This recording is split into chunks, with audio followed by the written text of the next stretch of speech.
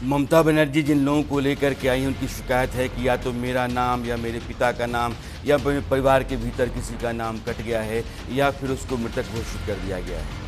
कोलकाता से दिल्ली तक एक बस के भीतर भर करके लोगों को लाया गया है ये दिखाने के लिए कि जो कुछ भी एसआईआर में हो रहा है दरअसल वो ठीक नहीं है। अब कितना ठीक नहीं है और कितना ठीक है इस बात की शिकायत लेकर के चुनाव आयोग तक गई और चुनाव आयोग से निकल करके उन्होंने पैर पटकते हुए कहा था कि ये आदमी बहुत ही अहंकारी है जिसका नाम मुख्य चुनाव आयुक्त ज्ञानेश कुमार है। अब सवाल ये है कि हर जगह उनकी शिकायतें हैं। बंगाल के हालात जिस तरीके से हैं, दिल्ली और बंगाल के बीच में जो लड़ाइयाँ हैं, इन पर चर्चा के लिए मेरे साथ एक बड़ा सा पैनल है। डॉक्टर मोहम्मद अमीन साहब हैं, आप फॉर्मर डायरेक्टर हैं इलेक्शन कमीशन के। शत्रुपा हैं, आप बीजेपी से हैं। अजय उपाध्याय कांग्रेस के प्रवक्ता हैं। अनंत विजय जी देश के जाने माने पत्रकार हैं। और प्रोफेसर एहतशामुल हक हैं, आप टीएमसी से हैं। आप सभी मेहमानों का बहुत बहुत स्वागत है। मोहम्मद एहतशामुल हक, पहला सवाल मेरा आपसे है, अभी ये ड्राफ्ट लिस्ट है और 14 फरवरी को फाइनल रिपोर्ट आएगी। 54 लाख लोगों का नाम बाहर गया हुआ है। आपको लगता है कि एसआईआर में जितने लोगों का नाम बाहर गया है सब गैर ज़रूरी था, सब गलत है या फिर कुछ एक है? देखिए राणा यशवंत जी, सबसे पहले नमस्कार। जितने भी पैनलिस्ट बैठे हुए सभी को मेरी ओर से नमस्कार। एसआईआर हो रहा है हमारे पश्चिम बंगाल के साथ साथ 12 राज्यों में हो रहा, लेकिन हमारे यहाँ एसआईआर के माध्यम से 58 लाख लोगों का नाम निष्कासित हुआ है, जिसमें बहुत सारे लोग मृत्यु है जो यहाँ से किसी दूसरी जगह स्थानांतरण कर गए। हमें वो बात की आपत्ति नहीं है। एसआईआर एक प्रक्रिया है जो होनी चाहिए। हमारे एक ही डिमांड था कि जो भी हमारे लीगल वोटर है उसका नाम नहीं कटना चाहिए, लेकिन जिस हिसाब की परिस्थिति है आज देखिए 1,36,00,000 लोगों का नाम सबसे हेयरिंग में आया है। 58 लाख लोगों का नाम तो बाद हुआ, अलग बात है, लेकिन 1,36,00,000 लोगों का नाम इस हिसाब से समझ लिए हेयरिंग के लिए बुलाया जा रहा है, जिसको कहीं पर न कुछ स्पेलिंग मिस्टेक है या कुछ है। ये जानबूझ के एक लंबी षड्यंत्र है। पश्चिम बंगाल में 2026 में सामने इलेक्शन है, इसलिए एक लंबी साजिश समझ लिए। ये चुनाव आयोग, जो मुख्य चुनाव आयोग ज्ञानेश कुमार जी है, ये केंद्र सरकार के इशारे पर काम कर रही है। आप देखिए जो हमारे 10 से 15 लोग कल ज्ञानेश कुमार जी के यहाँ गए हुए थे, हमारी नेत्री ममता बनर्जी और हमारे युवा नेता अभिषेक बनर्जी, लेकिन उसमें बहुत सारे लोग मृत्यु कहें कि ये लोग मृत्यु है, लेकिन वो लोग जीवित है। और बहुत सारे लोगों जो बीएलओ जो मर गए हैं, जिससे इतनी बड़ी समझ लिए कि इससे पहले 1952 से हमारे यहाँ एसआईआर हो रहा है, लेकिन भारत के इतिहास में शायद पहली मर्तबा देश का 140 करोड़ जनता के कानून तक ये गूंज जारी है कि एसआईआर, लेकिन ये शुद्धिकरण के नाम में अशुद्धिकरण हो रहा है। ये कहीं न कहीं एक लंबी षड्यंत्र है कि पश्चिम बंगाल से आज उन्होंने, उनके विपक्षी नेता शुभेंदु अधिकारी ने कहा था कि यहाँ 2 करोड़ रोहिंग्या का नाम बाद होगा। तो आप बताइए 58 लाख लोगों का नाम जो निष्कासित हुआ है राणा जी, तो उसमें कितने रोहिंग्या है, कितने घुसपैठिया है, सवाल यहाँ पे है। लेकिन ये कहीं न कहीं जिस हिसाब से राजनीति हो रही है, इस तरह की राजनीति भारत में कभी नहीं हुई थी। ये खासकर पश्चिम बंगाल को टारगेट कर करके यहाँ सत्ता पर बने रहने की कोशिश कर रहे हैं कि सत्ता में हम काबिज हो, लेकिन यहाँ की सेकुलर जनता है, यहाँ की नेत्री ममता बनर्जी बहुत ही एक्टिव है। वो देखिए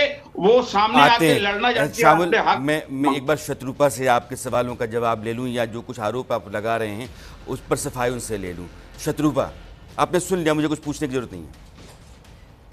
नमस्कार। देखिए एहतशामुल हक तो नेचुरली मुख्यमंत्री जो कहेंगे उन्हीं का बातें दोहराएंगे, लेकिन अभी ये जो नौटंकी चल रहा है दिल्ली में, ये हम बहुत क्या बोलेंगे एंजॉय कर रहे हैं एक तरफ से, लेकिन बंगाली होने के नाते ना बहुत शर्म आती है कि ये जो मुख्यमंत्री है हमारा, वो बोले थे एक बार कि दिल्ली हिला देंगे, बांग्ला में बोले थे, उनको तो हिंदी उतना आता नहीं है वैसे, बट बोले थे कि वो दिल्ली हिला देंगे। तभी दिल्ली हिलाने गए हैं, आप लोग संभालिए।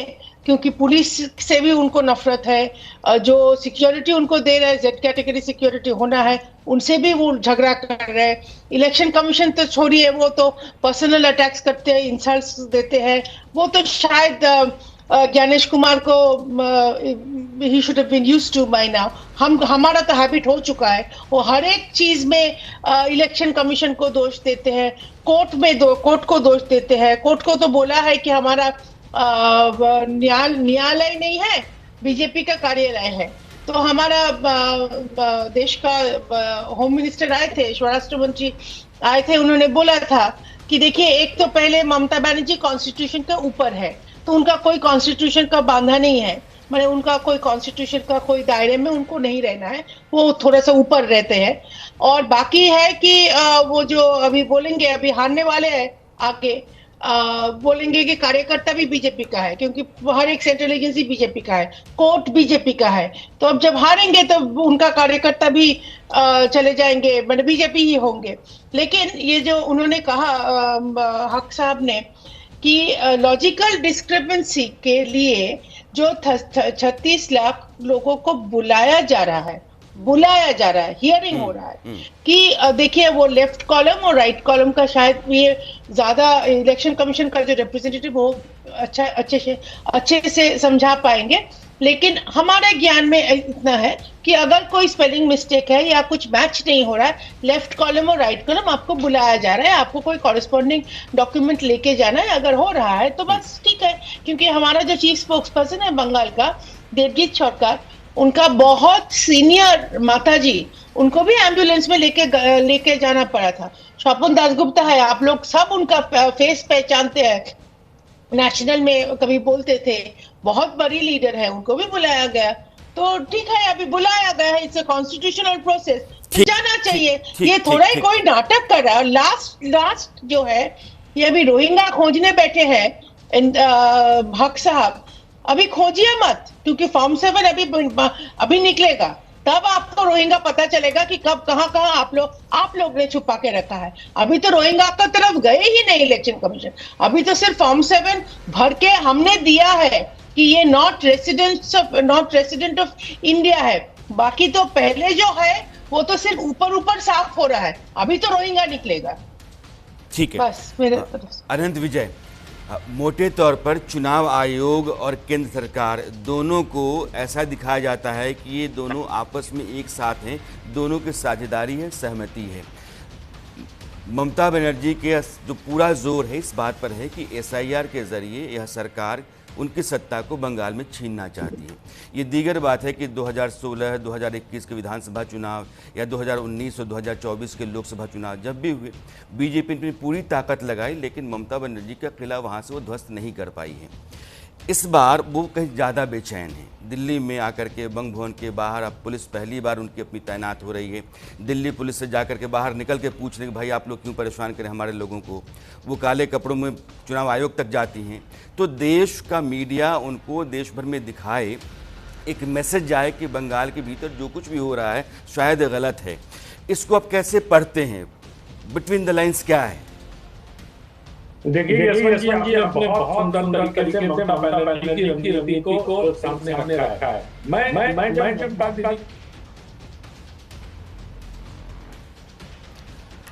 आनंद जी, आपके स्पीकर जो है ना उसको ऑफ कर दीजिएगा तो आपका इको नहीं आएगा। स्पीकर नहीं है मेरे पास, तो अच्छा जी बोलिए। मैं अब आवाज मेरी ठीक आ रही है?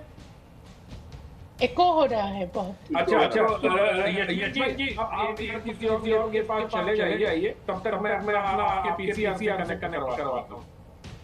ठीक है, मैं आ रहा हूँ। अजय उपाध्याय, हालांकि पश्चिम बंगाल में कांग्रेस के लिए क्या है आप बेहतर जानते हैं। अब वामपंथी दलों के साथ एक गठबंधन आपका बन जाए, ठीक है। ममता बनर्जी, मुझे लगता है कि मुद्दों के आधार पर आप ममता बनर्जी के साथ होंगे, क्योंकि आप बीजेपी और केंद्र सरकार के खिलाफ लगातार अपनी लड़ाई लड़ते रहे हैं। SIR को लेकर के बिहार में भी एक लंबी प्रक्रिया चली, लेकिन बिहार के भीतर कोई भी शिकायत नहीं आई और बिहार को लेकर के पहले जितना छाती पीटना रोना धोना था वो दरअसल चुनाव से ऐन पहले बिल्कुल शांत था और ख़त्म सा हो गया था। पश्चिम बंगाल में क्या ऐसा नहीं माना जाए कि यह सब कुछ जो है तौबा है, यह सिर्फ एक पॉलिटिकल स्टंट है? बिहार में जो चर्चाएं हुई थी उस समय और जिस तरह से नाम काटे गए, बहुत सारे मृतकों का नाम जोड़ा गया, एक सैद्धांतिक पक्ष था और उस बात पर तो सुप्रीम कोर्ट तक जग गई विभिन्न पार्टियां, और सुप्रीम कोर्ट ने पूरे प्रोसेस पर कई बार प्रश्न लगाया, टाइम एक्सटेंड कराया। जो पहचान पत्र को लेकर के जो विवाद शुरू हुआ था कि आधार कार्ड नहीं जोड़ा जाएगा, आधार कार्ड देने की बात आई। तो ऐसा नहीं है कि जब हम लोगों ने जो हंगामा जो भी हुआ उस दौरान हम लोगों ने जो बात अपनी रखी, तो कहीं ना कहीं उसमें लॉजिकल तार्किक कहीं ना कहीं चीजें थी, तभी सुप्रीम कोर्ट ने उसको स्वीकारा, और सरकार लगातार उसको अस्वीकार रही थी। भाजपा के लोगों को भी दिक्कत थी आधार कार्ड को लेकर के, चुनाव आयोग को दिक्कत थी। जब न्यायालय ने बात को रखी तब जाकर के मजबूरी में इन्हें स्वीकारना पड़ा। जो मृतक लोग थे उन मृतकों की एक बड़ी टीम जो है उस समय भी दिल्ली आई, चुनाव सुप्रीम कोर्ट के दायरे में आकर के बात रखी, और फाइनली जो है उन लोगों को फिर इनकॉर्पोरेट करना पड़ा। तो ऐसे कई सारे डिस्क्रिपेंसीज उस समय भी थी, ऐसा नहीं है। इससे पहले जो हम लोगों ने प्रश्न उठाए थे, चाहे माधोपुरा कर्नाटक की बात है, वहां तो हमारी हम तो जीते हुए हैं। मैंने अजय उपाध्याय ये मान लिया, मैंने ये मान लिया। ग्राउंड पर लगातार मैं भी रहा हूँ, और इस तरह से जब SIR चल रहा था उत्तर प्रदेश में भी और बिहार के दौरान भी, अभी तो 12 राज्यों में है चुनाव, जिन राज्यों में हो रहा है वहाँ भी चल रहा है। जो बाकी 16 आधार थे वह भी काफ़ी थे, लेकिन आधार कार्ड को सुप्रीम कोर्ट ने कहा कि आप इसको भी मान लीजिए, आधार कार्ड को भी शामिल करा लिया गया। इसके बाद भी अगर कोई पंगा नहीं है, इसके बाद भी कोई है तो बनी। मेरा कहना ये है, अनंत विजय, मैं आपके पास आना चाहता हूँ, बड़ा ज़रूरी सवाल है कि सिर्फ BLO नहीं होता है, BLA भी होता है, हर पॉलिटिकल पार्टी का एजेंट भी होता है। वो ये सुनिश्चित करता है कि मेरे जो वोटर हैं उनका नाम नहीं कटे, और वो लोग मैंने देखा है कि साथ साथ बैठे रहते हैं, और जहाँ जहाँ BLO उठ करके जाता है एक मोहल्ले से दूसरे मोहल्ले में, दूसरे तीसरे मोहल्ले में, तो पार्टी कार्यकर्ता भी घूमते रहते हैं। पश्चिम बंगाल, जहाँ ममता बनर्जी की अपनी पकड़ है, उनका एक अपना सिस्टम है, वहाँ BLA या BLO कुछ ऐसा कर दे सरकार को मंजूर नहीं, ये गले से नहीं उतरता है। कोई दूसरा राज्य हो तो मैं समझ सकता हूँ, लेकिन पश्चिम बंगाल के भीतर इस तरह की स्थिति बन जाए, ये तो सोच से परे है। यशवंत जी, देखिए हमारे मित्र अजय जी बहुत अतीत में ही रह रहे हैं। अक्सर बिहार से आगे निकलिए, बिहार का चुनाव परिणाम आ गया है हमारे पास, तो अब बिहार से आगे निकलकर बंगाल चला जाए, और बंगाल में जिस प्रकार से हो रहा है ना यशवंत जी, अगर आप देखिए ममता बनर्जी इस बार दिल्ली जिस रणनीति से आई है उसकी ओर बहुत सूक्ष्मता से आपने इशारा किया और बताया कि किस प्रकार से उनकी मंशा है कि हेडलाइन ग्रैब किया जाए। जिस प्रकार से कल वो चुनाव आयोग के पास गई, वहां टेबल ठोकने लगी, मुक्के मारने लगी टेबल पर, उसके बाद जोर जोर से चीखने लगी जैसी खबरें चुनाव आयोग से आई। उसके बाद जब ज्ञानेश कुमार ने थोड़ा टफ स्टैंड लिया तो वो निकल के बाहर आ गई।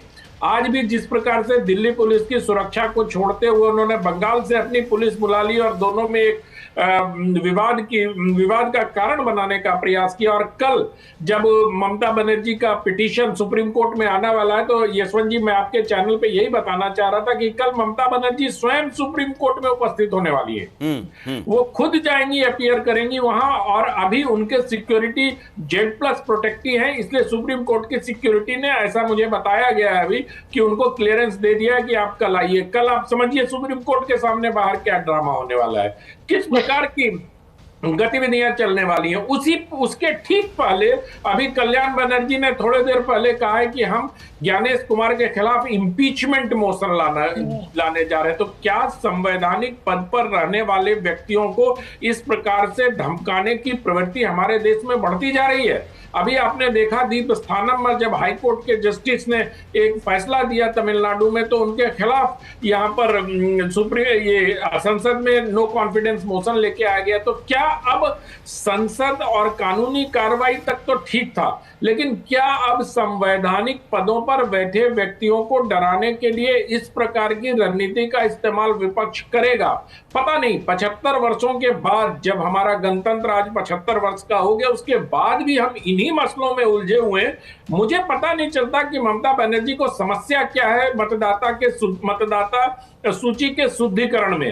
हो जाने दीजिए, आपको जहां आपत्ति हो, आप तो आशंका के खिलाफ काम कर रहे हैं, एक बार होने दीजिए। आपका अभी ड्राफ्ट पब्लिश हुआ है, आप उस पर आपत्ति दीजिए। आप उस पर जिनके, आपने सही इशारा किया कि जो बीएलए हैं, बीएलए का दायित्व तो क्या, और बंगाल के बीएलए तो बहुत सशक्त होंगे, खासतौर पर तृणमूल कांग्रेस के बीएलए। खबर ऐसी आई थी कि भारतीय जनता पार्टी को बीएलए नहीं मिल रहे बंगाल में। तो ऐसी परिस्थितियों में ममता बनर्जी का दिल्ली आकर हेडलाइन ग्रैबिंग का जो प्रयास है, मुझे लगता है कि ये चुनाव के लिए भी अच्छा नहीं, और कहीं ना कहीं ये संकेत स्पष्ट रूप से मिल रहा है कि तृणमूल कांग्रेस इस बार कमजोर विकेट पर चुनाव लड़ रही है। उनको कहीं ना कहीं ये आशंका सता रही है कि जिस प्रकार से भ्रष्टाचार के आरोप तृणमूल कांग्रेस पर लगे हैं, उनके नेताओं पर लगे हैं, अभिषेक बैनर्जी से लेके तमाम नेता, एक नेता तो उनके नोटों के गड्डी के साथ बहुत सारा विजुअल उनका सामने आया था। तो ये सारी चीजें, या मुर्शिदाबाद में जिस प्रकार से हिंदुओं को टारगेट किया गया, जिस प्रकार से चुनाव के बाद की हिंसा हुई, तो कहीं ना कहीं बंगाली मानुष के मन में ये घर करता जा रहा है। मुझे लगता है कि ममता बनर्जी मुस्लिम्स को ज्यादा पैम्पर कर रही हैं, हिंदुओं की तरफ उनका ध्यान नहीं है। तो इन सब चीजों के मद्देनजर, और मतदाता अगर सूची शुद्धिकरण हो गया तो उनको समस्या हो सकती है। मुझे लगता है कि यही सब कारण है जिसके कारण वो अपनी जो लड़ाई है उसको अंतिम तक ले जाने का प्रयास कर रही है। शत्रुपा में आ रहा हूं, बस एक सवाल शत्रु में आपको आ रहा हूं। शामिल राजनीति में जो चीजें दिखती हैं जैसी दिखती हैं, खबर अगर उतने भर की होती तो बात दीगर होती, फिर राजनीति नहीं होती। ममता बनर्जी के बारे में जो अनंत विजय कह रहे हैं, दरअसल यह जो पूरी भाग दौड़ है, चाहे वो चुनाव आयोग तक की हो, या फिर बंग भवन के बाहर आकर के पुलिस को ललकारने की, फटकारने की हो, या फिर यहाँ दिल्ली सरकार को, केंद्र सरकार को चैलेंज करने की हो, ये सारी तस्वीरें बांग्ला मीडिया और नेशनल मीडिया भेज रहा है। तो बंगाल के भीतर भी देखा जा रहा है। तो ममता बनर्जी दिल्ली में जा कर के युद्ध लड़ रही हैं, वो अपने अधिकार के लिए वहाँ जंग का मैदान बनाए हुए हैं, वो एक बड़ी लड़ाका हैं। ये मैसेज बंगाल के भीतर दिया जा रहा है कि उनके साथ नाइंसाफ़ी हो रही है, ताकि एक सिंपैथी वोट उनके हक में खड़ा हो। और जब आप इस स्तर पर आते हैं तो अनंत विजय की उस बात से मैं बहुत हद तक सहमत हो जाता हूँ कि जब आप यह टैंट्रम्स करते हैं और इस तरह की स्थितियां पैदा होती हैं तो कहीं ना कहीं आपके भीतर कोई डर होता है। तो ममता बनर्जी बहुत मुमकिन है कि कमज़ोर ज़मीन पे हैं और इस बार उनके साथ सत्ता के चले जाने का डर बना हुआ है। देखिए, सबसे बड़ी बात है कि जिस हिसाब से हमारे अभी अनंत विजय जी बात कर रहे थे, वरिष्ठ पत्रकार है, मैं बहुत सम्मान करता हूं पत्रकार का, लेकिन जिस हिसाब से उन्होंने एक तरफा वो अपनी मतलब बयान दिए हैं, उन्होंने हमारे पत्रकार की अपनी राय होती है, पत्रकार चीजों को देखता है, समझता है। मराना जी, मैं उनकी बातों को पूरे ध्यान पूर्वक सुन रहा था। मैं आपके भी जवाब देता हूं, हमारे आनंद विजय जी का भी बात करता हूं। उन्होंने कहा कि मुस्लिम के प्रति बहुत ज्यादा ध्यान है। तो मैं एक बात कहना चाहता हूं आनंद जी को, वो देखिए इतने बड़े समझ लीजिए वरिष्ठ पत्रकार है। आज हमको 2021 में हमारी पार्टी को 48% वोट मिला था। हमारे यहाँ पॉपुलेशन मुसलमानों के 32 से 32% है, तो हमारे 48% वोट कैसे मिला? हमारे ममता बनर्जी जो है सबका साथ मोदी जी बोलते हैं, सबका विकास मोदी जी बोलते हैं, लेकिन हमारी नेत्री सभी को साथ लेकर चलने वाली है। हमारा बंगला में एक स्लोगन है कि धर्म सबका जुदा जुदा, धर्म सबका जुदा जुदा, लेकिन उत्सव सबका। हमारी नेत्री, हम लोग तमाम पश्चिम बंगाल में रहने वाले लोग हर उत्सव में हम लोग अटेंड करते हैं। लेकिन अभी जो हमारे आनंद जी कहे, मैं उनकी बात से एक मत नहीं हूं। आज देखिए सबसे ज्यादा, अगर देखिए एक भारत में सबसे बड़ा एक राम मंदिर के अलावा और कोई भी भव्य मंदिर का निर्माण नहीं हुआ, लेकिन पश्चिम बंगाल में हमारे नेत्री हमारे हिंदू भाइयों के लिए देखिए अब बनवा रहे हैं। दीघा का इतना बड़ा समझ लिए कि जगन्नाथ मंदिर वहां बनाया। आप देखिए कि दुर्गा प्रांगण इतना बड़ा आंगन का यहाँ पर कोलकाता में निर्माण हो रहा। आप देखिए महाकाल मंदिर का सिलीगुड़ी में वहां देखिए निर्माण हो रहा। इस तरह की जो बात अच्छी नहीं लगती है, ये एक तरफ बाबरी मस्जिद में बन रहा। सर मेरी बात सुनिए, मैं आपकी बात सुन रहा हूँ सर। देखिए थोड़ा सा न्यूट्रल होकर के बात किया कीजिए। मुसलमान और हिंदू से देश नहीं चलेगा। इस देश में सभी लोगों की कुर्बानियां ठीक है। शामिल शत्रुपा बहुत देर से उंगली उठा रही हैं और आपकी मेरी बात सुन लीजिए सर। राणा जी मेरी बात सुन लीजिए, मेरी बात कंप्लीट नहीं हुई, लेट मी फिनिश। हम ये देखिए 95,000 शहीदों का नाम इंडिया गेट में लिखा हुआ है, 61,395 मुसलमान है। आप मुसलमान को, हिंदू मुसलमान की राजनीति भारतीय जनता पार्टी करती है, ममता बनर्जी कभी भी हिंदू मुसलमान की राजनीति नहीं करती है। देखिए ये मुल्क सभी का है, जितना हिंदू का है उतना मुसलमान का, उतना सिख का है, उतना ईसाई का है, उतना एससी का है, उतना एसटी का है। लेकिन मैं सहमत हूं आपसे, मैं आपसे पूरी तरह सहमत हूं। मुसलमान की राजनीति नहीं होनी चाहिए। ये बहुत दुख की बात है कि हिंदू मुसलमान की राजनीति होती है।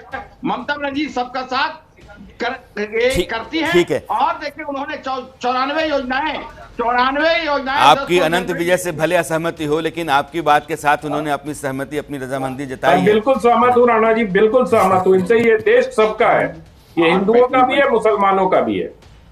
शत्रुपा बहुत देर से कुछ कहना चाहती हैं? जी यशवंत जी, थैंक यू। नहीं, मैं अनंत जी ने जो कहा, मैं उसी हिसाब से मैं एक एडिशन करना चाहती हूँ। बिफोर आई कम टू हक साहब का रिएक्शन मैं देना चाहती हूँ।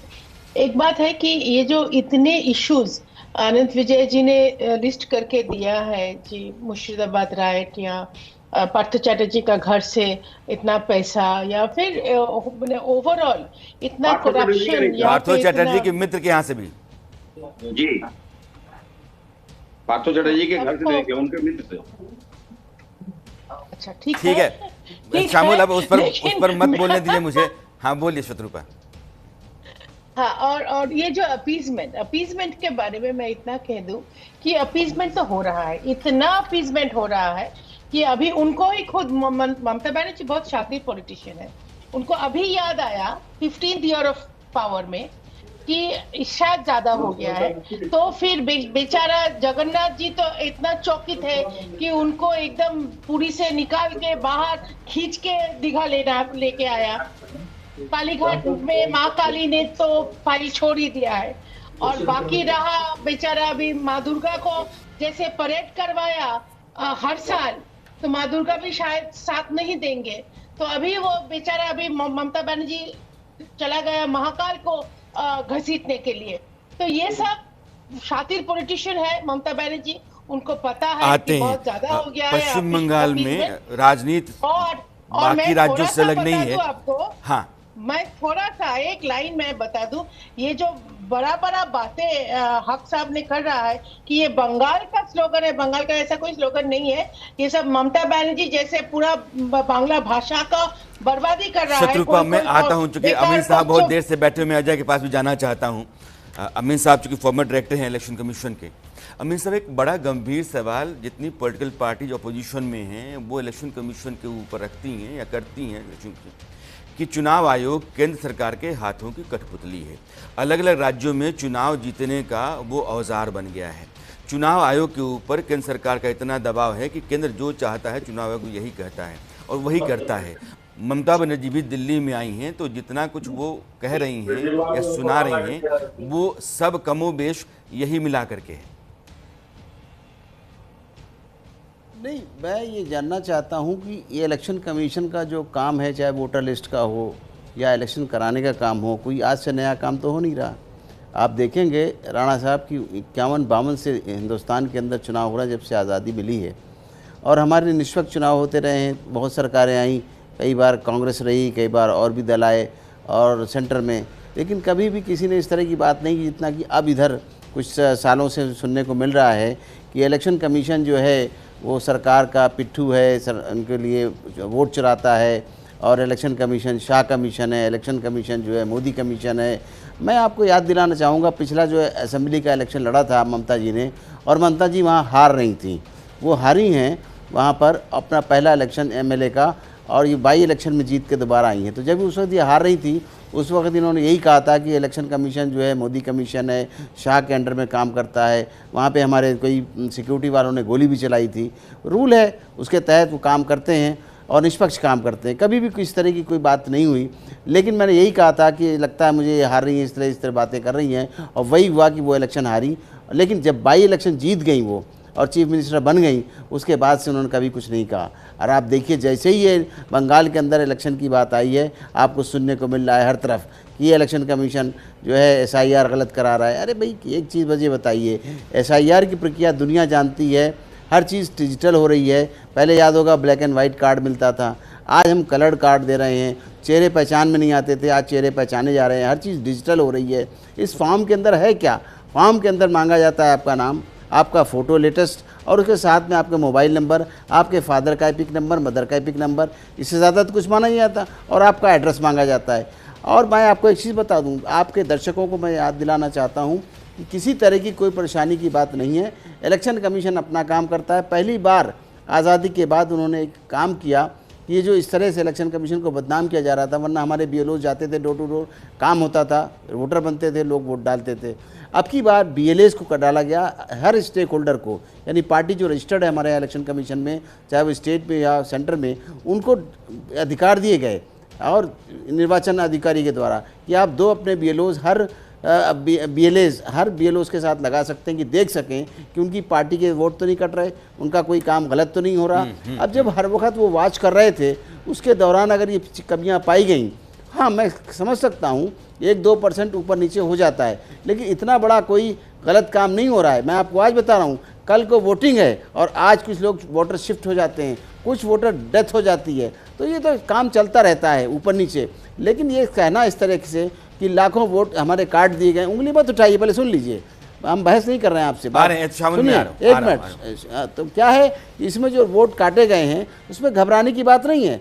वोट एक ये ड्राफ्ट लिस्ट है, ड्राफ्ट लिस्ट आपको बताई गई है, हमारे BLOs बैठे हुए हैं, उनके ऊपर हमारे AERO बैठे हैं, उसके ऊपर हमारे CEOs बैठे हुए हैं। ये सब क्या है, ये एक सिस्टम है, उसमें आप अपील कर सकते हैं। हमारा जो इलेक्शन कमीशन का BLO है, अगर लिस्ट देता है, किसी का वोट कटता है, तो वो अगर उसको रिप्रेजेंट करता है फॉर्म नंबर 7, फॉर्म नंबर 6 जो है एडिशन के लिए कभी भी हो सकता है, नंबर 7 जो है डिलीशन के लिए, अगर डिलीशन का कोई भी पार्टी देती है, कोई कार्यकर्ता देता है, पड़ोसी देता है, उसको सबसे पहले हमारा BLO वेरीफाई करने जाता है और करके सबमिट करता है हमारे AERO के पास जो सिस्टम है, और AERO उसमें से फ़ोन करके बुलाता है, उसको पूछता है, जिस तरह से नोटिस दिए जा रहे हैं ये क्या फैक्ट है, कोई कागज़ रह गया होगा, उस पूरा करना है, करने दीजिए काम। इलेक्शन कमीशन का काम है इलेक्शन कराना, वोटर लिस्ट तैयार करना, वोट बूथ बनाना, आपको तो काम है, अपने काम करिए, उसको छोड़ दीजिए उसको। ठीक है। हाँ, अगर कोई बात होती है तो आपके सामने कंप्लेंट करने के लिए प्रोसीजर है, उसके बाद अगर नहीं है कोई इन पे तो आप कोर्ट जा सकते हैं। उठा रहे हैं। 1 मिनट शामिल बोलिएगा जी। मैं अमीन साहब के बात से मैं एक बात उनका मैं रिस्पेक्ट करता हूं कि वो जिस हिसाब से अभी बात अपनी रखे हैं, हमें आपत्ति वो बात नहीं है कि हम यहाँ हमारे लोगों का नाम काटा जा रहा है। हमारा 58 लाख लोगों का हमारे राज्य में काटा गया है। तो बिहार में 68 लाख लोगों का काटा गया था, लेकिन 1,36,00,000 लोगों का आप जो बताइए हेयरिंग के लिए बुला रहा है, शामिल, ये कितनी बड़ी दुख की बात है। इस तरह का नहीं, एक सेकंड में तो क्या वहाँ बैठ करके भजन करने के लिए टीम गई है? इससे पहले शामिल, ये लोगों को लगता होगा, 1 मिनट के लिए मैं समझाना चाहता हूँ, जो दर्शक देश का है, शामिल मुझे 1 मिनट आप दो, 1 मिनट आप मेरी बात सुनो। यह जो BLO होते हैं राज्य के भीतर, जो स्कूल की टीचर्स होती हैं या टीचर्स होते हैं, या आंगनबाड़ी जैसी संस्थाओं की महिलाएं होती हैं, हेल्थ वर्कर्स होती हैं, ब्लॉक के जो कर्मचारी होते हैं, इनको लगाया जाता है। राज्य के भीतर राज्य सरकार के कर्मचारियों को ही लगाया जाता है यह मतदाता सूची तैयार करने के लिए, जिसको आप SIR कह रहे हैं। राज्य आपका है, राज्य के कर्मचारी आपके हैं, BLA जो अलग अलग पार्टियों के होते हैं वो भी लोकल होते हैं, पूरा सिस्टम आपका है। उसके बाद अब दिल्ली में आकर कहते हैं कि हमारे साथ अन्याय हो रहा है। हमको बात समझ में नहीं आ रही है। अगर वो दिल्ली के भीतर फैसला हो रहा होता तो आपकी शिकायत वाजिब मानी जा सकती, चलो भैया आपको डर लग रहा है। सब कुछ आपके सिस्टम के भीतर है, आपके दायरे में है, आपकी हुकूमत जहाँ है, जहाँ सरकार चलती है आपकी, वहाँ है। फिर किस बात का रोना, फिर क्यों ये आपाधापी, क्यों पैर पटकना, छाती पीटना? तो शामिल, मेरी आवाज आई? अजय उपाध्याय, ये सवाल मेरा भी आपसे, चूंकि आज जी लंबे समय से मैं प्रतीक्षा में, मुझे लगता है जसवंत राणा जी न्याय करते हुए थोड़ा समय दीजिएगा। बिल्कुल दिया है। देखिए, एक सैद्धांतिक है बात, चुनाव आयोग की निष्पक्षता का प्रश्न है, पारदर्शिता का प्रश्न है। यदि निष्पक्षता और पारदर्शिता होगी तो मुझे लगता है इस पैनल में बैठे हुए सभी लोगों को अच्छा लगेगा, क्योंकि उससे लोकतांत्रिक मूल्य जो है, मर्यादा जो है वो मजबूत होगी। क्या लोकतंत्र मजबूत नहीं होना चाहिए? यहाँ चुनाव आयोग के जो अभी प्रतिनिधि के तौर पे हमारे अमीन साहब ने बात रखी, चुनाव आयोग यदि मजबूत होगा, निष्पक्ष होगा, पारदर्शी होगा, इसमें किसको खुशी नहीं होगी। चुनाव आयोग से यही प्रश्न बार बार किया जा रहा है। विपक्ष के लोग यदि ये प्रश्न कर रहे हैं तो इसमें चुनाव आयोग को उस प्रश्नों का जवाब देना चाहिए, बजाय कि वो भाजपा का पक्ष लेकर के खड़ा हो जाती है। एक पक्षीय क्यों हो जाती है चुनाव आयोग? प्रश्न यहाँ पहले भी कई प्रश्न आए, उन प्रश्नों का कोई उत्तर नहीं आया। ममता बनर्जी हो सकता है वहां वो अच्छा कर रही है, बुरा कर रही है, वो महाकाल बना रही है तो भाजपा के पेट में दर्द हो सकता है, बाकी चीजों पर दर्द हो सकता है, उससे हमें कोई लेना देना नहीं। हम इस बात से सिर्फ पूछना चाहते हैं कि यदि ममता बनर्जी गई है चुनाव आयोग के पास, तो चुनाव आयोग क्या भगवान हो गया है क्या? वो बैठ करके सम्मानीय नेता जो 3 बार कई बार सांसद और एमएलए रहे, उनके साथ बदतमीजी की जानी चाहिए? नहीं, मैं प्रश्न भाजपा के लोग जरूर इसको देंगे। मैं दूसरा प्रश्न दे देता हूँ, क्या ये बंगाल और बिहार ही इनको दिख रहा है चुनाव? असम में चुनाव नहीं हो रहा है, वहां एसआईआर क्यों नहीं हुआ? फिर अगला प्रश्न है, साथ में हमारे पहले भी जो विपक्ष के नेता गए थे उनके साथ इस चुनाव आयोग ज्ञानेश कुमार ने बदतमीजी की, ये पब्लिक डोमेन में आया, पर एक भाजपा का नेता खड़ा होकर के बात नहीं रख पाया कि भाई पॉलिटिकल पार्टी के आप लोग भी हो, कल आज आप सत्ता में हो, कल कोई और पार्टी सत्ता में आएगी, यदि पारदर्शी चुनाव होगा, निष्पक्ष चुनाव होगा तो लोकतंत्र के लिए अच्छा होगा और विश्वसनीयता बढ़ेगी इस पर। हम तो ये मांग करते आ रहे हैं अभी तक। एक बात और है, घुसपैठिया रोज चिल्लाते हैं। अरे जरा पूछिए इनसे, जवाब पूछिए, बिहार में 422 जो है इस तरह के लोग पाए गए, उसमें से 220 लोग जो थे वो नेपाल के नागरिक थे, तो कहाँ चले गए घुसपैठिया बांग्लादेश वाले जिसको हंगामा किया जा रहा था? प्रधानमंत्री अलग गाना गाते थे, गृह मंत्री जाते थे तो अलग गाना गाते थे बिहार में। वही काम बंगाल में हो रहा है, वही काम असम में सबसे ज्यादा घुसपैठिया सुनता हूं कि घुस गया है, तो वहां एसआईआर क्यों नहीं कराया भाई? वहां उनसे प्रेम कैसे हो गया असम वालों के घुसपैठिए से? ये तो गृह मंत्री को जवाब देना चाहिए, प्रधानमंत्री को जवाब देना चाहिए। और चुनाव आयोग निष्पक्ष नहीं है, इसका कई उदाहरण हम लोगों ने देख लिया। क्यों नहीं भाई रीडेबल सूची दे रहे हो? जब इतनी निष्पक्षता है तो कुछ न कुछ घालमेल तो है। आप जब सीसीटीवी फुटेज मांग की जाती है तो क्यों उसको कानून बना करके आप उसको खत्म करने का काम करते हो? सुप्रीम कोर्ट को क्यों इंटरफेयर हर मुद्दों पर करना पड़ रहा है? क्यों पॉलिटिकल पार्टी में सिर्फ बाकी लोगों को दिक्कत हो रही है और भाजपा को दिक्कत नहीं हो रही है? भाजपा भी तो चुनाव लड़ रही है। अनंत विजय जी ने बात कही कि इतिहास में नहीं चाहिए, वर्तमान में रहिए और भविष्य में जाइए। हम इतिहास की बात नहीं करते अनंत जी, आप जानते हैं सबसे ज्यादा नेहरू पर कोई बात करता है तो देश के प्रधानमंत्री इतिहास में जाते हैं। हम तो वर्तमान की बात कर रहे हैं। 6 महीने पहले चुनाव हुआ है और भविष्य में ये सारे राज्यों में चुनाव होना है। इस पर तो आप भी एक निष्पक्ष पत्रकार यदि हैं तो आपको इन प्रश्नों का उत्तर चुनाव आयोग से मांगना चाहिए कि विश्वसनीयता बढ़ेगी तो इस लोकतंत्र के लिए मजबूती होगी। और इसमें क्यों इतना प्रश्न बट लिया जा रहा है? ठीक है, चुनाव लड़ेंगे हम, इक्वल प्लेइंग फील्ड पर हम लड़ेंगे सब लोग, लेकिन जब इक्वल प्लेइंग फील्ड नहीं रहने देंगे आप तो लोकतंत्र की बुनियाद जो है वो क्या रहेगी? कहां जाएगा लोकतंत्र? लोकतंत्र के प्रति आस्था कैसे इस देश में बढ़ेगी? उसके लिए लाखों लोगों ने कुर्बानियां दी हैं, स्वतंत्रता के आंदोलन की लड़ाइयां लड़ी, तब आज ये लोकतंत्र इतने सालों में हम मैच्योर होकर आए। आसपास के देशों का हाल देख लीजिए, चुनाव निष्पक्ष नहीं था तो क्या हाल हो गया वहां। हमारे यहाँ निष्पक्ष चुनाव होता रहा है, इसलिए इस स्टेज में हम लोग हैं। इसको बनाए रखने की जिम्मेवारी हम सबकी है, एक कांग्रेस पार्टी की और एक किसी व्यक्ति की नहीं है, सभी पार्टियों का ड्यूटी है। और मैं मीडिया के साथियों से भी कहता हूं कि आपकी भी है। नहीं, मीडिया वाले दरअसल बहुत हद तक। यशवंत जी, पहले तो अजय जी से ये पूछिए कि आपने न्याय किया कि नहीं। इलेक्शन कमीशन का जहाँ तक सवाल है, इलेक्शन कमिश्नर में चीफ ऑफ प्रोटोकॉल भी था, ये जितने डेलीगेशंस आते थे उनकी मीटिंग भी मैं कराता रहा अपने रिजीम में। सवाल इस बात का है कि पूरा फुल कमीशन बात को सुनता है, तीनों ही कमिश्नर हमारे बैठते हैं 4th फ्लोर पे और वहाँ पर उनको डेलीगेशन को बुला के बात सुनी जाती है और हर डेलीगेशन अपने साथ रिप्रेजेंटेशन लाता है जो तीनों ही को दिया जाता है, तीनों को ही एडवांस में दे दिया जाता है। और उसका आप वेट करिए, अगर कोई आपने चार्जेस लगाए हैं किसी अधिकारी के ऊपर, कुछ किया है या आपको ऑब्जेक्शन है, कोई प्रॉब्लम है, तो वो जब तक लिख के नहीं देंगे तब तक कैसे आप दें? जबानी जमा खर्च से कुछ नहीं होता अभी है। अजय उपाध्याय अनंत विजय जो कह रहे थे, मैं अनंत विजय के पास जाऊं उससे पहले मैं कहना चाहता हूं, अगर कोई बहुत कद्दावर बड़ा नेता मुख्यमंत्री स्तर का ममता बनर्जी की तरह चुनाव आयोग के भीतर जाकर के टेबल पर मुक्का मार करके अगर वो चिल्लाएगा तो जाहिर है कि वो व्यवहार ठीक नहीं होगा। तो प्रतिक्रिया जैसी आएगी, बाहर आकर के आप जो कुछ मीडिया के सामने कर रहे हैं, आपकी बात को रखा जाएगा, सुना जाएगा, उस तरीके से लिया जाएगा। मैं दूसरी बात आपसे कह रहा हूँ, मैं बड़ा न्यूट्रल किस्म का जर्नलिस्ट रहा हूँ। अनंत विजय की राय भी कमोबेश वैसी रहती जो फैक्ट के आधार पर है। लोकतंत्र का मजबूत होना किसी भी लोकतांत्रिक व्यवस्था के लिए बहुत ज़रूरी है। बंगाल जहाँ चुनाव हो रहे हैं, आपकी पार्टी का एक चेहरा ऐसा बताइए जिसको लोग जानते हों। बिहार में 7 साल से आपके सांगठनिक चुनाव नहीं हुए हैं। उत्तर प्रदेश में आपका संगठन लचर है। तो जब इतने बड़े बड़े राज्य 42 सीटें और 40 सीट और 80 सीटों के राज्य के भीतर में सांगठनिक ढांचा नहीं है, दिल्ली में अगर विधानसभा चुनाव, मेरा अपना ख्याल है कि 14 ऐसी सीटें थीं जहां आपने उतने वोट काटे जितने से कम वोटों से आम आदमी पार्टी कैंडिडेट हार गया। तो आम आदमी पार्टी और आपके बीच में विधानसभा चुनाव में सहमति नहीं बनी तो बीजेपी सत्ता में आ गई। लोकसभा चुनाव में एक दल एक के साथ गलबैयाँ करता है और दूसरे राज्य में जाकर के उसके खिलाफ लड़ता है। तो कन्फ्यूज़न क्रिएट आप करते हैं।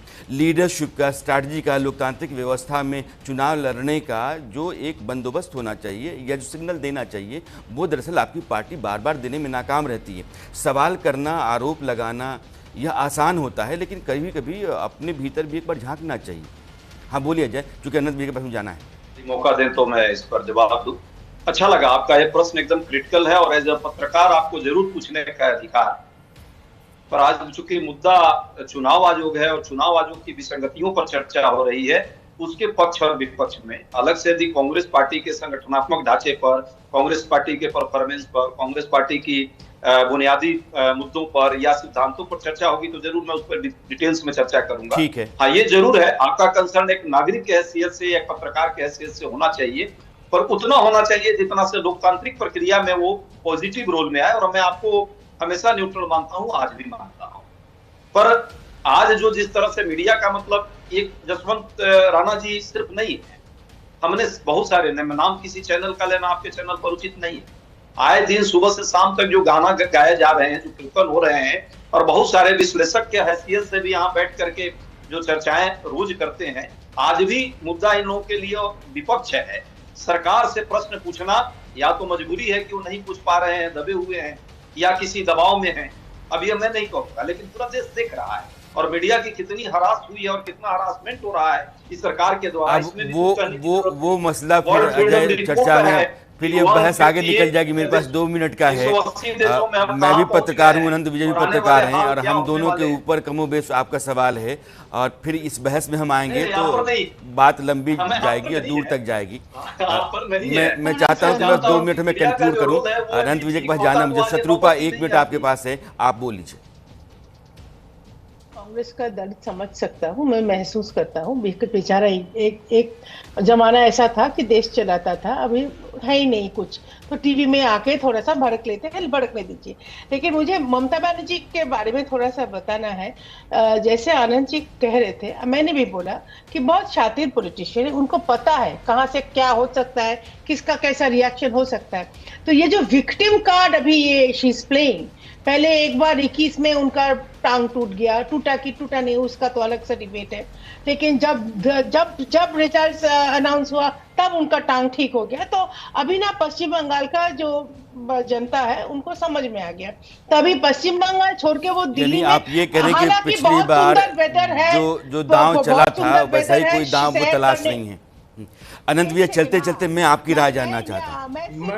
मैं तो देखिए, कांग्रेस के मेरे मित्र अजय जी को, मैं प्रोफेसर साहब को बस सिर्फ इतना कहना चाहता हूं कि आमतौर पर प्रोफेसर साहब स्ट्रेट बैट से बैटिंग करते हैं। पता नहीं आज आपने कैसी गुगली डाल दी कांग्रेस के संगठनात्मक चुनाव की कि उनको डक करना पड़ा, और डक करके वो स्लिप की तरफ से निकल लिए।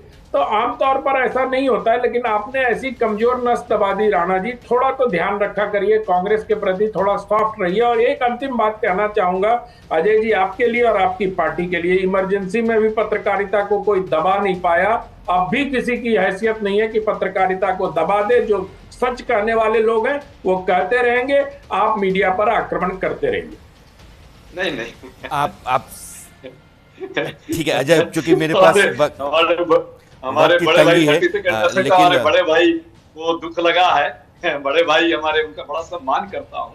पत्रकारिता न कभी दबी है न दबेगी, आगे भी पत्रकारिता सदैव जीवित रहेगी। लेखन पर कोई प्रतिबंध कभी नहीं लगा पाएगा, लेकिन पत्रकारिता के सच के साथ आने से बहुत दिक्कत होती नहीं है, उसके साथ समस्या है। और वो लोग जो है ठीक है। चूँकि मेरे पास वक्त की तंगी है और समय इससे आगे जाने की इजाज़त नहीं दे रहा है, तो इसलिए अनंत विजय और अमीन साहब, शत्रुपा और अजय, आप सबों का बहुत बहुत शुक्रिया इस चर्चा में जुड़ने के लिए, अपनी राय रखने के लिए। और अब एक दूसरी खबर है, वो खबर नोएडा की है। हमने कल आपको एक बड़ा एक्सपोजे दिखाया था, एक बड़ा खुलासा किया था कि नोएडा अथॉरिटी जो 8,500 करोड़ से ज़्यादा का बजट लेकर के चलती है, अथॉरिटीज़ के पास यहाँ की ज़मीन की देख रेख, उसके लोकेशन और फिर यहाँ के अर्बनाइजेशन का ज़िम्मा होता है, वो अथॉरिटी अपनी नाक के नीचे, अपनी आंखों के सामने ज़मीन पर कब्ज़ा होते हुए देखती है, वहाँ सिर्फ बोर्ड लगाती है, वहाँ बिल्डिंग बन जाती है, ज़मीनें बेची जाती हैं, उनकी प्लॉट कट जाती है, ज़मीन अथॉरिटी की, बेचता कोई और है, किसी और को है, और ये पूरा जो गड़बड़ झाला है, गोरख धंधा है, इसका बड़ा खुलासा कल हमने किया था और उसका नतीजा आज तुरंत आया है। 24 घंटे नहीं गुजरे हैं, लेकिन उत्तर प्रदेश के मुख्यमंत्री योगी आदित्यनाथ ने यह बता दिया है कि पिछली बार मैंने एक बार कहा था कि जितने भी यह लैंड माफिया हैं, आप वो कब्ज़े की ज़मीन छोड़ दो वरना हम छुड़वा देंगे। और उसके बाद से बड़े पैमाने पर इन माफियाओं ने ज़मीन छोड़ दी थी सरकार की। एक बड़ा लैंड बैंक उत्तर प्रदेश की सरकार ने तैयार किया था उस ज़मीन से। उन्होंने फिर से याद दिलाया कि अगर तुमने ज़मीन कब्ज़े में रखी है तो छोड़ दो वरना हम छुड़वा देंगे। और यह न्यूज़ इंडिया की खबर का असर है। हमने उस खबर को तफसील से दिखाया, विस्तार से बताया कि क्या लूट है, क्या भ्रष्टाचार है, कैसे माफियाओं का बोलबाला है, कैसे अथॉरिटी और प्रशासन के कर्मचारी अधिकारी अपनी ज़ुबानें गांठे रहती हैं और ये दिन में अंधेरा फैलाने जैसा मामला है। ऐसा कहीं नहीं हो सकता है। इस तरह की अंधेरगर्दी, अराजकता कहीं आपको नज़र नहीं आएगी जैसा नोएडा अथॉरिटी और उसकी देख रेख में ज़मीनों की लूट के साथ नज़र आती है। और आज मुख्यमंत्री जो कुछ भी कहा है, मैं पहले आपको सुनाना चाहता हूं और अपने दो मेहमानों को जोड़ना चाहता हूं।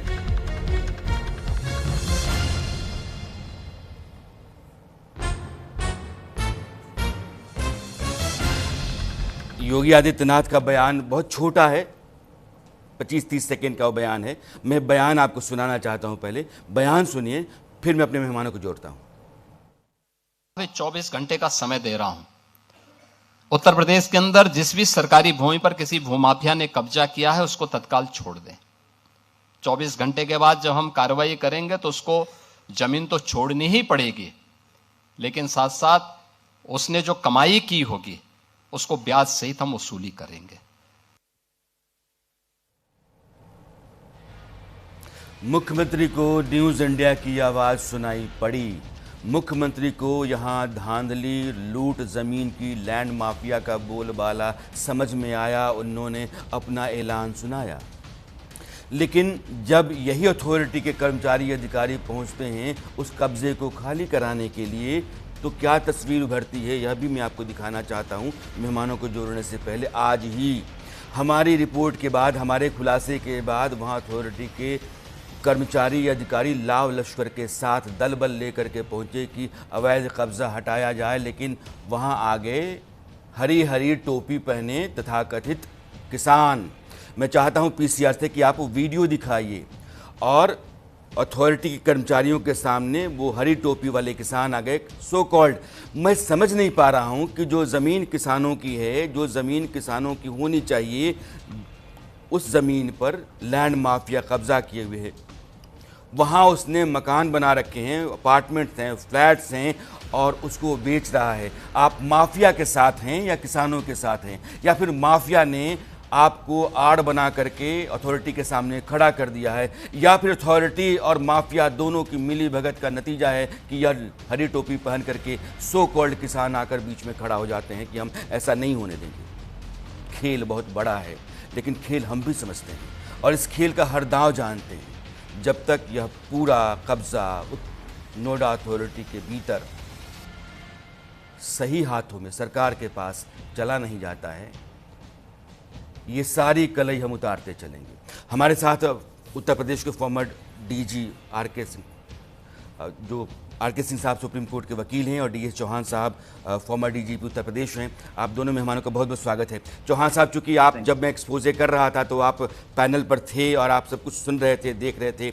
आज सरकार की तरफ से, मुख्यमंत्री की तरफ से एक बड़ा ऐलान हुआ है लेकिन यहाँ नोएडा के भीतर स्थितियाँ कुछ दूसरी देखने को मिली कि अथॉरिटी के लोग वापस चले गए किसानों के विरोध के कारण, सो कॉल्ड किसानों के विरोध के कारण।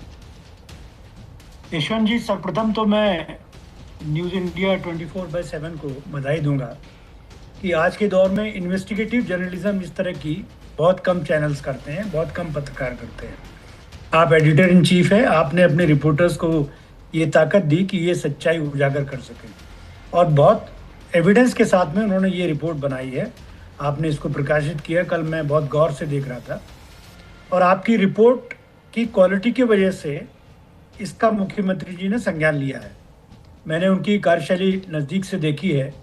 वो जब बोल रहे थे तो इस विषय पे चिंतन और मनन करके बोल रहे थे जी। इसमें मैं ये कह सकता हूँ कि जो नोएडा अथॉरिटी के अधिकारी हैं और माफिया है, उनको तुरंत इस सतर्क हो जाना चाहिए, क्योंकि उनका एक्शन न केवल लैंड ग्रैबर्स माफिया के खिलाफ होगा। मुझे ऐसा लगता है कि अगर अधिकारियों ने इसमें हीला हवाली की तो उनके खिलाफ भी कार्रवाई हो जाएगी। रही बात प्रोटेस्ट की, इस देश में हर कोई आदमी प्रोटेस्ट करने के लिए तैयार रहता है, वो कुछ भी कर सकते हैं, पर पुलिस को लॉ एंड ऑर्डर मेंटेन करना चाहिए और ऐसे फर्जी प्रोटेस्टर्स के खिलाफ जो है कार्रवाई करनी चाहिए। क्योंकि उनका देखिए, उनका इसमें कोई लोकल स्टैंडर्ड नहीं है। ये जमीन गवर्नमेंट की है। गवर्नमेंट जमीन कैसे लेती है?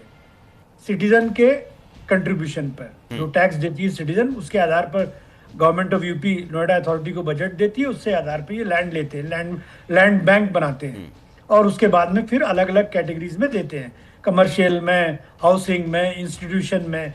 तो यहाँ अगर कोई भूमाफिया इस तरह से कब्जा कर रहा है तो इस कब्जे को रोकना, बचाना, और अगर उसके बाद भी वो हिम्मत करता है तो उसके खिलाफ कानूनी कार्रवाई करना, ये उनकी प्राइमरी ड्यूटी है।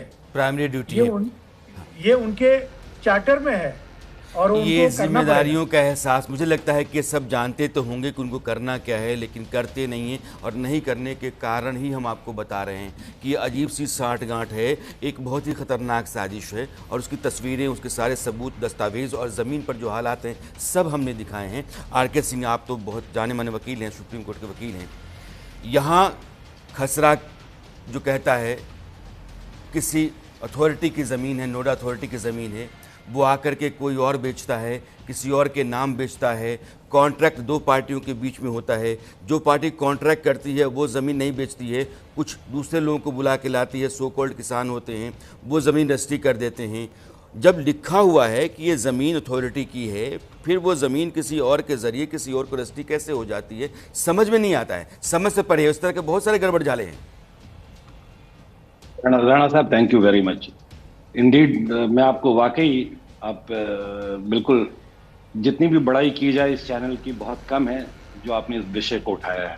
दो चीज़ें मैं आपको स्पष्ट तौर पे बता दूं। एक तो जातीय अनुभव, जो मुकदमा मैं खुद कर रहा हूं, आप बहुत सरप्राइज होंगे और शॉक भी हो जाएंगे जिस मुकदमे के बारे में मैं आपको बताने जा रहा हूँ। लेकिन उसके पहले बहुत इंपॉर्टेंट है राणा साहब कि मैं आपको ये बता दूं कि इसमें कोई दो राय नहीं है कि जुर्म से रिलेटेड जो भी वाक़ये होते हैं उसमें ज़मीन का बहुत बड़ा रोल होता है जी। और दूसरी बात है, मैं आपको एक मुकदमे के बारे में बता रहा हूँ जिसको मैं खुद लीड कर रहा हूँ और as a pro bono lead कर रहा हूँ। नोएडा में सेक्टर 45 में काशीराम कॉलोनी है और 2007-8 में मायावती जी की सरकार ने वो एक कॉलोनी बनाई थी सेक्टर 45 में, जिसमें वो कॉलोनी में 3 ब्लॉक्स बनने थे, पार्क बनने थे, स्कूल बनने थे, इन तमाम चीज़ें बननी थी। उसके बाद 5-6 सालों तक एक ब्लॉक बना 500 फ्लैट्स का, जहाँ पे SC/ST वर्ग के लोगों को फ्लैट दिया गया। उसके बाद वो प्रोजेक्ट रुक गया। जी, मेरे पास बस बता देता 30 सेकंड बचे हुए हैं। आगे से मैं बस 30 सेकंड में खत्म कर देता हूँ आपको। और उस लैंड को 2013-14 में 15 के बाद से 17 आते आते प्राइवेट माफियाओं ने उस लैंड पे कब्जा कर लिया और वो कॉलोनी कोने में चली गई और आज के डेट में वहां पे भव्य प्राइवेट अपार्टमेंट बन रहा है। लैंड यूजेस चेंज कर दिया गया। इलाहाबाद हाई कोर्ट में ये बेचारे गरीब गए, हाई कोर्ट ने इनके अगेंस्ट में जजमेंट दिया, वो मैं केस को लेकर के सुप्रीम कोर्ट में फाइल किया हूं हमने, और आज भी मैं अब जो आर.के. सिंह कह रहे हैं, आप समझिए कि ज़मीन का खेल कैसे होता है और करोड़ों अरबों के वारे न्यारे कैसे होते हैं। आम आदमी का हक जो है वो मारा जाता है, जो दबंग है, मालदार है, रसूखदार है और वो नेता है, अधिकारी है, इन सबों की एक अजीब सी साठ गांठ है और उस साठ गांठ के ज़रिए एक बड़ी लूट चलती है, अंधेरगर्दी चलती है। लेकिन हम आपको कह रहे हैं कि अगर ऐसा है तो हमारी जवाबदेही, जिम्मेदारी, हमको अपने फ़र्ज़ का एहसास है, शायद इसके ख़िलाफ़ आखिर तक हम लड़ें और जब तक ये ज़मीनें जो सरकार की हैं, हमारी आपकी हैं, वो वापस अपनी जगह ना पहुंच जाएं, ये हमारी लड़ाई अभियान जारी रहेगा। मैं अपने दोनों मेहमानों का बहुत बहुत धन्यवाद करता हूं। आप जुड़े, अपनी बात रखें।